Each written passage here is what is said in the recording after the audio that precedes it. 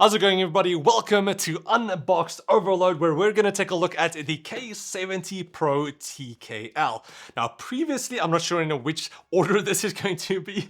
I did take a look, or I am going to take a look at the K70 Core TKL, and then also it's down here the K55 Core as well. So if you want to see any of these unboxings and my first impressions, links will be in the description below. But of course, for this channel, the Unboxed Overload channel, is just unboxings, and then the full reviews will be posted on the main channel, Gaming Overload.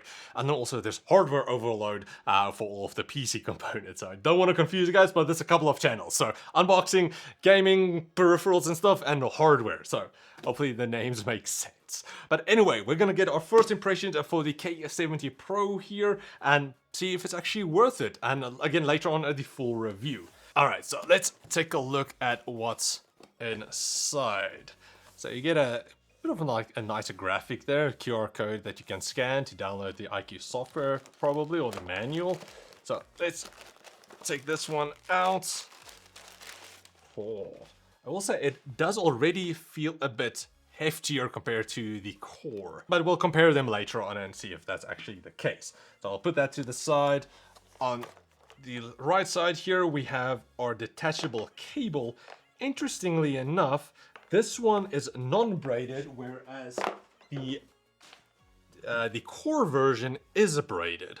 So not sure why that is. Do you like your braided cables or do you like non-braided cables? Not sure why they didn't go for the exact same one, but anyway, it's not too bad. So it's about a 1.8 meter cable, which I'll put to the side there. Underneath here, we have our palm rest as well. Ooh, and it's a nice soft palm rest, which we'll take a look at. So let's put this one to the side and get this one in front, and then pop on the probably magnetic. Yeah, it is magnetic. It's not super strong, so you can pull it off quite easily.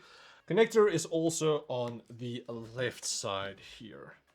All right, so you can already see the difference between the Core and the Pro here. You do actually have an additional button there as well. So all these knobs, no, they're not. I'll leave that for now. Now, like I mentioned with the K70 Core unboxing, you do have a bunch of different models for the K70 series here. So you get some of them being wireless, you get some of them being full size, like the K70 Pro here and the K70 Max as well. And then some even smaller, like the K70 Pro Mini wireless. So for the K70 Pro TKL here, you do also have it in a white, which is I love white peripherals, so you do have that as an option. Prices also differs quite a bit, so I think the cheapest one is the Core here.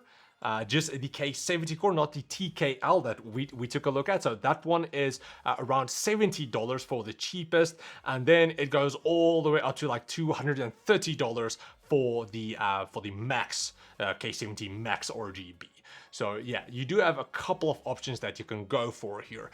But for the Pro here, this one is $180. So it's not cheap, but it is more of a premium keyboard. So yeah, just keep that in mind. But you do get all of the bells and whistles that you want. And then also, you do also get their new switch, which we're going to take a look at.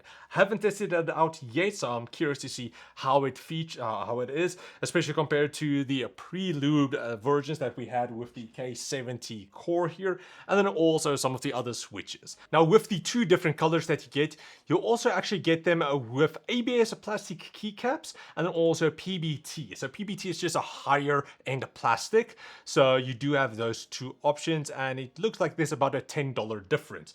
I'm not sure. I think these are ABS. So yeah, it's not that big of a difference, but it just feels nicer and also lasts longer as well. Now let's quickly go over the design first. I'll leave that to the side here. So just like the K70 Core, you do have a top brushed aluminum plate, which feels nice and premium. It's also a bit heavier than the K70 Core. So there's definitely a difference in the weight here. So Again, this one wasn't too light, which I liked, being more of a budget orientated version. But this one is definitely a bit heavier. So I like it. I like a bit of a heavier keyboard.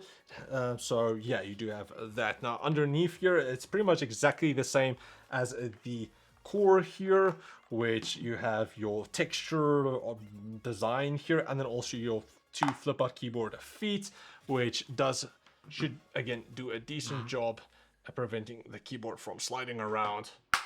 Oh, that's loud. Yeah, definitely a good job there. Now for the rest, it is plastic. I wonder if the shell is PBT though, because it doesn't feel cheap, the plastic, so it's very solid plastic. But I could be wrong. But anyway, I just want to feel the difference.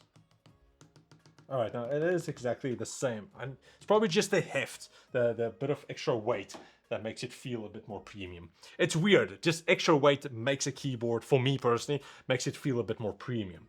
So yeah, that is the build quality, top notch there, no complaint really. The only complaint that I have is that the magnets for the palm rest is a bit weak. Would have liked if it was a bit stronger. All right, so let's go over the palm rest then. So it is a soft cushion instead of just a more rubberized feel, so you do have some padding there. It is actually decently thick. Some of them are like a millimeter of padding, where these do have some squish to them, as you guys can see there. So very happy about that. Neck there. It is actually pretty nice. Now, just like for the Core version, you do have a few different layers inside the keyboard here. So for the top layer, of course, you have your aluminum brushed plate.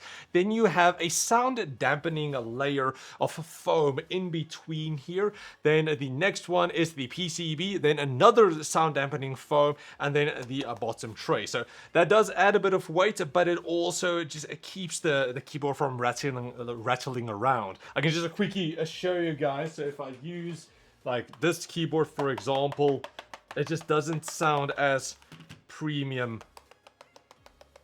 as that of the Corsair. So even like, okay, the spacebar is probably more going to be the switches. But it's just like a lot of noise. It kind of just like vibrates. I know it's not the right word, reverberate or something like that throughout the keyboard. It's very subtle, but you can just feel that. You can hear that as well.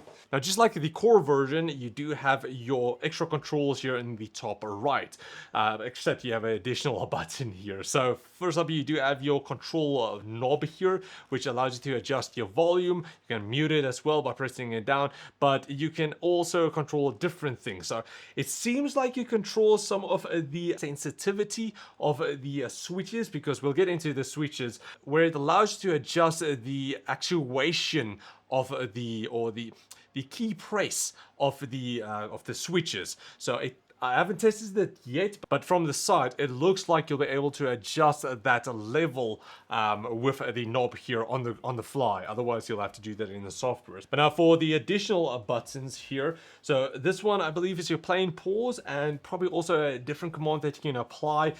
Every time I press it, it's just a video in the background starts playing. So for me, it's currently play and pause. And then this one is for your game mode. So you'll see what happens. We are ready. So that'll probably lock your Windows key and so on. It's probably a different profile as well. So if you have certain commands for just the gaming profile, you'll probably be able to access that when this is enabled, but otherwise now it's just on normal mode. Now for some additional commands that you get with the FN key, you'll see that all of these light up. So you do have a few different FN functions. So firstly for F12 here, so this was to adjust your brightness. So you can see you can adjust the brightness with the control wheel. And the next one is actually a scroll wheel. So I'm scrolling on the website currently. Again, not sure if it's that big of a deal really. Maybe there's a use case for that. It's not really for me. You have your your mouse, my cheap mouse here. But you will be able to insert your own custom commands for the scroll up, scroll down as well. So you do have that, but that's, I believe, only going to be in the software, in the IQ software. Alright, next up, let's quickly take a look at what else we have. So, of course, your brightness here, 5 levels of brightness, I believe. Your media controls there as well. You do have all of your different RGB here, also from 1 to 0. And then this is going to be for your speed of the effects. So, you can see currently it just twirls around, so we can adjust the speed so it's faster, and we can adjust the direction as well. So now it's counterclockwise. So you do have that, and of course just a few different effects that you can go between. But of course majority of the controls is going to be in the IQ software, and I believe 0 is for your static. So let's go to white. So just like the previous ones, it's not a pure white. There is a bit of a blue tint to it. Like I mentioned with the Core, I think the next step for these brands, because what can you actually do new with a keyboard? I think the new thing should be actually adding an RGB LED towards inside the shell of the switch. I think that would be really nice, because a lot of people do actually like to have a white backlit keyboard, but also the RGB.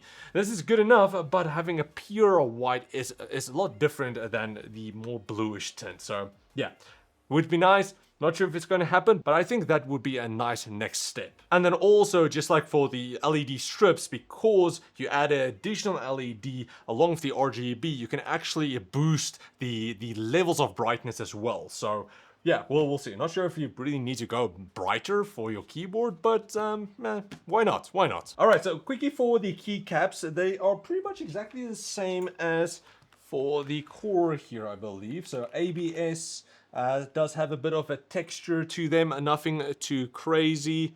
As you guys can see there, so a slight texture to them on the smoothie on the sides. So that's going to help keep any smudges and everything away. So no complaints there. Again, you do have the PBT version as well, $10 more, so you do have that option if you wanted to go for that. But now let's go over the main feature for the keyboard, and that is going to be the switches. Now, just like the previous keyboard, the Core, these do feature Corsair's own switches, so no more MX or Cherry switches or anything like that. These are their own in-house switches, and they did add a bit of extra features for this switch especially. Now, just like the Core, both have a pre-lubed switches, but this one does have an extra feature to them actually. So underneath the switch, you actually have an additional sensor. It's called the Hall Effects sensor. So what that does, it actually adds a pressure sensitivity towards the switch. So it seems like you can control it similar towards a controller that you use, where depending on the amount you press down or move forward, it's going to apply that in the game or in its effect as well. So if you move forward, if you just press it slightly, your character is going to just slightly walk forward. If you push it down further, it will probably like start jogging. And if you press it down all the way, it's going to sprint. So it's that type of effect. But I haven't used it myself. I have used a similar feature on a different brand, but I'm curious to see how these ones would actually compare. So when just taking a look at the website here, so you have a few features. So first up, you have your rapid trigger. So rapid trigger activates and resets keys instant. So consecutive key presses always hit. Mastering skill movement becomes effortless with rapid trigger. All right, so it instantly resets your movement. Next up, you have your adjustable actuation. So that is where I talked about you have different levels of press towards them. So I'll again see how it works. It sets a key actuation distance from 0.1 millimeters to deep as 4 millimeters in 0.1 steps. So All right, we'll see how that works. And also then you have your dual actuation. So it creates instant combos. Assign two distinct actions to one key press for instant 1-2 combos, such as casting two different spells with a single keystroke. Then next up, you do also have flash tap technology. When two opposing movement keys are pressed, you can use a flash tap to prioritize the first, last, or neither. Alright, I'll give it a try as well. Haven't used that yet, so we'll give it a go. Now, just before we get into how the switches feels, again, it's probably going to be the exact same as the Core. It does feature Corsair's Axon processing technology, processing unit. So the keyboard has a max polling rate of 8,000 hertz. So yeah, that's pretty quick. Not sure how quick it needs to go. But yeah, if you mash your keyboards and needs instant response, then of course a higher polling rate will be better. But now let's give these switches a go and see how they feel. If they're exactly the same as the Core version, or these actually feel different, because these are the MGX switches, whereas the Core version is not the same. It's a bit different because this one does have the sensor, but we'll see if it feels the same. I don't think that should make a difference, but we'll see. So firstly, let's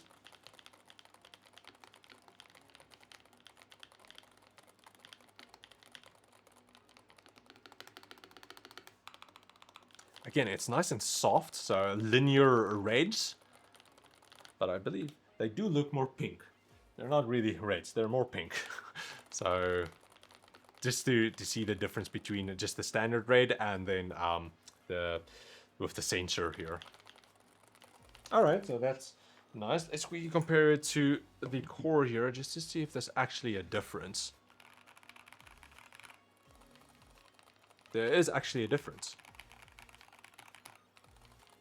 It's more silent, it's quieter. And I want to say it feels smoother as well. Just do a sound test.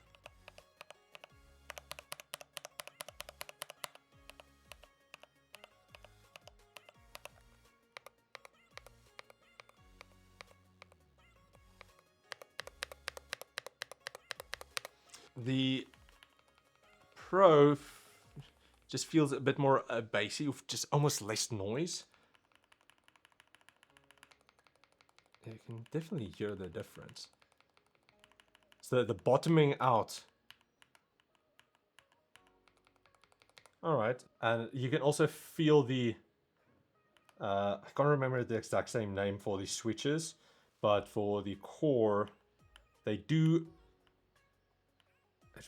It feels like it needs a bit more pressure, and it definitely bounces back a lot quicker compared to the Pro here. It's just a smoother to push down. I mean, this was even smoother than the standard reds, and this one is even smoother than these ones, than the Core. All right, interesting to actually feel the difference between them. That's a problem with keyboards and the switches especially. You would need to actually have them on hand and test them out to actually feel the difference and what you like personally. And a lot of times in store, you can't really test them out, or online, you can't really test them out to see if you would actually like that. Now, it's a very minimal difference between these, but there might be, but you might have your... But you might be very nitpicky about what you want, so you'll definitely have to try them out to actually feel the difference. So, interesting. Okay. It's hard to explain, but yeah, this one just feels smoother, even compared to already pre-looped switches. And also, it does feel like there's less resistance, and the bounce back isn't as... it's a bit less than this one. So I think that's how I'm going to explain. But I think that's pretty much it. I think I went over everything for now for a quick look. Not sure how quick this was, but anyway, all right, so that's pretty much it for our look at all of the keyboards, really. So let's get everything out here. But that's pretty much it for my look at the Corsair K70 Pro TKL here. I do hope you guys enjoyed it and was interesting to hear the difference between the different keyboards. With this one again being, I think, the other switches compared to that one, both pre-lubed but feeling different. If you want to watch either my unboxing with the K70 Core or the K55 Core, those will be linked in the video description, and of course the full reviews will be on a gaming overload, also linked in the video description. But yeah, a big shout out to Corsair for sending everything over for a review and an unboxing. If you guys enjoyed it, please like, subscribe, and comment like always, and I'll check all of you guys next time. Cheers, guys.